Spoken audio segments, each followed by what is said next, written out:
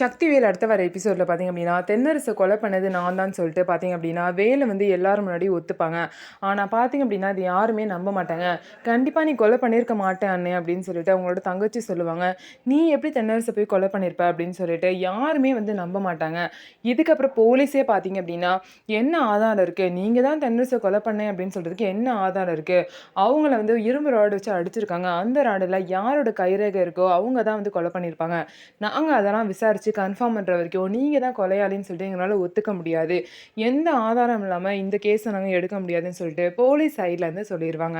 இதுக்கப்புறம் பார்த்தீங்கன்னா செல்வி வந்து வேலை தனியாக கூப்பிட்டு இந்த மாதிரி நானே வந்து தப்பு பண்ணேன் அப்படின்னு சொல்லிட்டு நான் உண்மையை ஒத்துக்கிறேன் அப்படின்னு சொல்லிட்டு செல்வி வந்து வேலைக்கிட்ட சொல்லுவாங்க. அதெல்லாம் ஒன்று வேணாம், தயவுசெய்து நீ தான் இந்த விஷயத்த பண்ணன்னு வெளியே யாருக்கிட்டையும் சொல்லாத, சொன்னீன்னா உன் வாழ்க்கையே போயிடும், நீ ஜெயிலுக்கு போயிடுவ அப்படின்னு சொல்லிட்டு பார்த்தீங்க அப்படின்னா வேலு வந்து செல்வி கிட்ட சொல்கிறாரு.